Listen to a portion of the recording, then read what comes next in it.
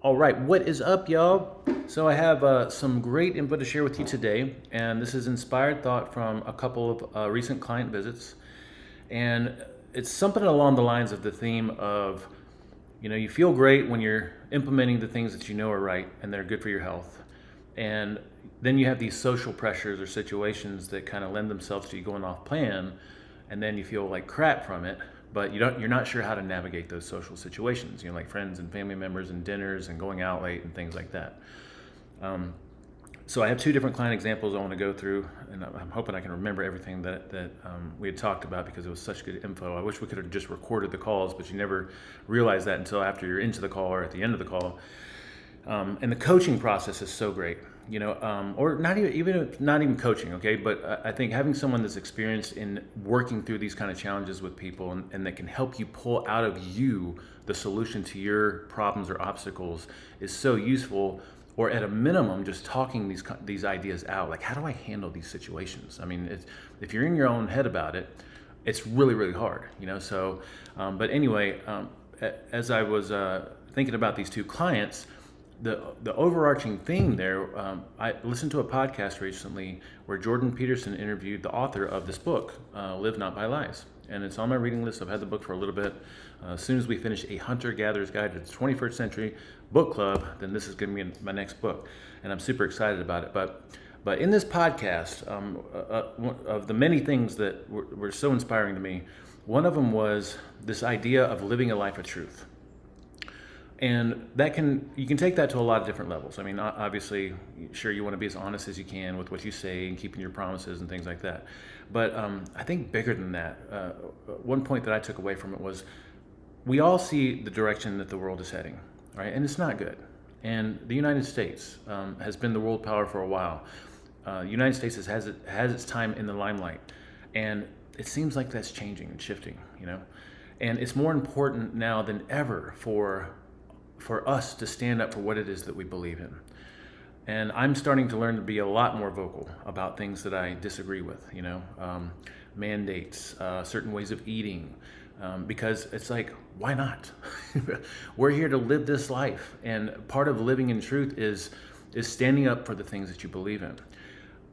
But, the author here, and I also acknowledge, like it's very challenging to ask someone to vocalize what it is that they believe in. So, you're not expected to go out and like post on social media your thoughts on things, because I know that that's really hard. It's controversial sometimes, and then you get all this feedback from it. I don't care, because that's the life that I'm living. But at a minimum, what I loved about what this author said was, you can't say or stand for the things that you don't agree with, or you don't believe in, or don't align with your values. Meaning, you can't go along with the flow. You can't. You can choose not to do things. You can choose not to say things that go against your values and what you know is right. And I thought that was really powerful. And the way I was tying it into these clients is that, there's these situations we get into with friends and family members and social pressures where it's like, you almost feel like you're forced to do these things that go against what it is that you want to do and what you know is right. And yet you don't know how to navigate that at all. And one of the first truths or principles there is that you have to get it set in your mind that this is who I am, and I'm proud to be this way. And I remember going through my early years, a lot of that navigating, saying no to friends, saying no to going out, which I love going out. I'm like everyone. I love going out, love staying up late, love eating certain foods, but I don't love how it makes me feel. And over time, that got easier and easier. I wish I would have known the stuff I know now, because I could have handled it a lot better back then. But over time, it got easier and easier till I have this new default. And there's an expectation from friends and family members that this is just the way I am. I mean, it's not any surprise that I'm going to be the first one to jet out of a dinner or potluck or get together, because I'm going to go to bed because I want to feel good, But anyway, I know it's really challenging to navigate that stuff. I think just one thing, maybe one pro tip to keep in your mind right now is you want to live a life of truth, which means at a minimum, you're not saying or doing things that you don't believe in, okay? Doesn't mean that you have to vocalize the things that you do believe in, but it means that you're not saying or doing or going along with things that you don't believe in. And we can take that to a lot of mainstream narrative levels, and we're not going to go there right now, okay? So coming back to my clients, my first client, he's doing great. This is our 2-week check-in. He's only been with us for a couple weeks, and he's doing great. And when he's on it, and I notice he uses this verbiage a lot. He said, when I'm on it, I feel great. When I'm on it, my energy levels are through the roof. When I'm on it, I'm super clear. My work is so focused. I'm so motivated and happy. And when I'm on it, I sleep better. Which implied that there's times that he was off. So we started to talk about that. So what's the big obstacles? And he said, well, he gets together with his girlfriend's family at least once a week, and he doesn't have a say in what they eat because he's coming in late from work, and so they already make a plate for him, which is always like tacos and tortillas and other things that don't make him feel good. And he told me, which he hasn't said this to anyone else, told me that every time he leaves there, he just feels horrible, like bloated, and the next day is rough. And then once every couple of weeks, he gets together with his family, and it's the same situation. They have fried foods, and there's not really a lot of good options there. And he said in his culture, it's almost disrespectful not to eat the food. So he's very nervous about picking things, pouring a burrito out, not eating the taco shell. He feels like it'd be disrespectful, and I can see that totally. So this is what coming into this meeting, he had no solution, no idea like how to handle those things, and so we came up with some really good ideas. But he came up with the ideas, and then we brainstormed how to verbalize these things. So the first step or the first part of the solution that we talked about was his girlfriend, and I point blank asked him. I said, "Do you have a good relationship?" He's like, "Yeah, she's a great girl." Okay, so she cares about you and she listens to you about things. Oh yeah, for sure. Sometimes I feel like we're all, including myself, so nervous to vocalize what it is that we want and what it is that we're doing for ourselves. Because if we don't do it the right way, defenses go up, and sometimes there's an insecurity from the other person that goes along with that because you're doing these things for you, and I'm not for me. There's an unconscious part to that, So it's really challenging to navigate, but we did determine that, hey, the first step would be just to have a conversation with this girl. And I'm gonna look at my notes real quick and see if I say anything here that I can remember. Yeah, I mean, basically, it's kind of like setting boundaries, So we talked about saying things to her very openly and honestly, but with compassion to how she might take it, And in some circles, we might call that an accusation audit, maybe just naming and listing what it is that she's probably feeling from what he's saying or something like that. But the first thing that I recommended him doing was just starting the session with just asking permission to share something. Say, hey, babe, you mind if I talk to you about something that's really important to me right now? Like, who's going to say no to that, And then he goes into, and this is him coming up with this verbiage, talk about like, look, she knows that he's doing something. She knows he's working with a health coach, but to talk to her about, this is why I'm doing this. This is, this is the way that I felt and I don't like feeling. And these are the changes that I want for myself. And this is my vision for myself and my health and my life. And this is how I want to look. And this is how I want to show up. And this is how I want to perform. And this is how I want to be for you as a partner. And this is how I want to be at work. And I've been doing this for a little bit. And this way of eating and living has made me feel freaking amazing. And it's given me everything that I want. But my problem areas are when we get together with people that don't realize what it is that I'm doing, and I feel obligated to participate in these things that don't make me feel very good, And I think unconsciously that puts a little bit of resentment on the self, which we shouldn't have, but it does anyway. You're almost like blaming them for messing up your health program, but they don't know that they're messing up your health program, right? So we felt like talking to her, and there's no doubt in my mind she's going to receive it well and want to support him, because if you're a good partner, then you're listening to this person say, like, this is what's important to me. This is what I want for myself. This is why I'm doing this. Like, how are you going to argue with that? You're not going to. It's more of like, how can I support you with this? And then once he does that, then he can brainstorm with her. So now how do we approach your family, or how do I handle or navigate the family situation? And we don't know what to do with that yet, because the first step is just talking to his fiance. And we also talked about, as he's saying this, making sure this is part of the accusation audit. As I'm saying this, I'm not expecting you to do this. And I don't want you to feel like you have to change anything that you're doing. And when we go out to dinner, this is why I order this way, but you don't have to do it that way. And you can do whatever the heck it is that you want.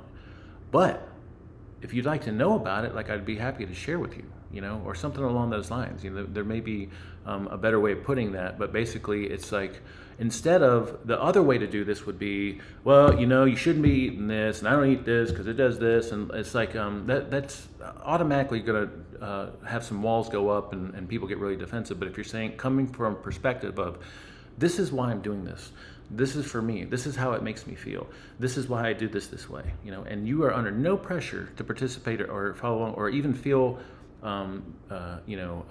guilty or anything for doing something different. But if you'd like to learn, like, I'd love to share it with you, and that was just so empowering for him. And he also builds in flex days, so that doesn't mean that he's having this conversation in the hopes of never doing anything and never having a family dinner where he does something off plan, but he wants to decide how often he does that for himself because of the residual effects that come from that.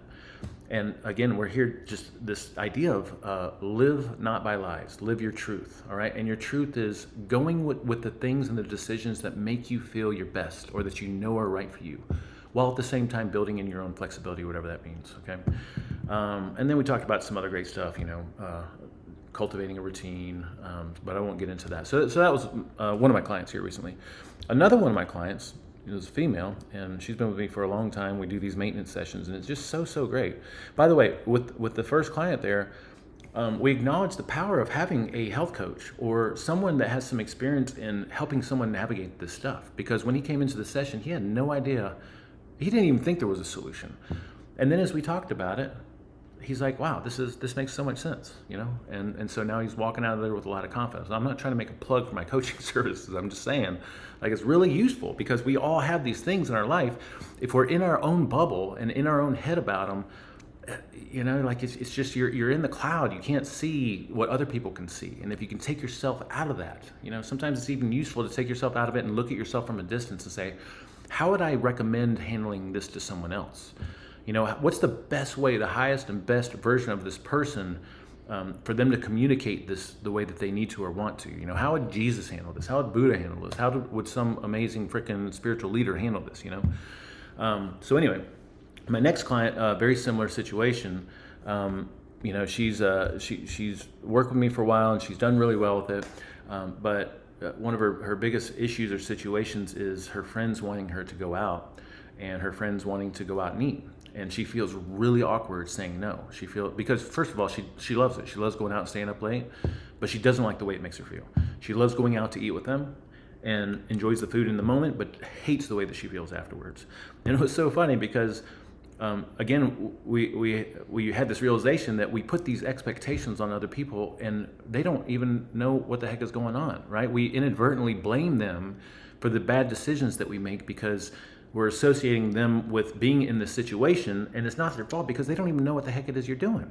Like with her, they don't know that she's on this thing, so they don't know that the dinners are against the plan. They don't know that staying up late doesn't match with what she wants for her sleep and how she wants to feel the next day. And that happens to me all the time in all my personal relationships. Like I can't even tell you how many times in my mind I blame Arnica for something, and then I think about it, I'm like, what? I'm putting this expectation on her. She doesn't even know that I have this expectation or that I feel this way about it, and then I realize this is all me. This is all me. And if I want her to be on board or support it, then I need to say something about it. So anyway, so that was her two big areas, and so we came up with these implementation intentions, because the biggest thing that we figured out was, and the same thing with my first client, she just needs to communicate what it is that she's doing so they know why she's not going out as often, or why she doesn't like to stay up late, or why she doesn't like to go out to eat as often as they want to, or something along those lines. Because if she doesn't do that, then they have no idea. And then she's blaming them inadvertently and unconsciously. So we came up with an implementation intention. And the implementation intention was, if I do this, or when this happens, this is what I do, this is what I say, okay?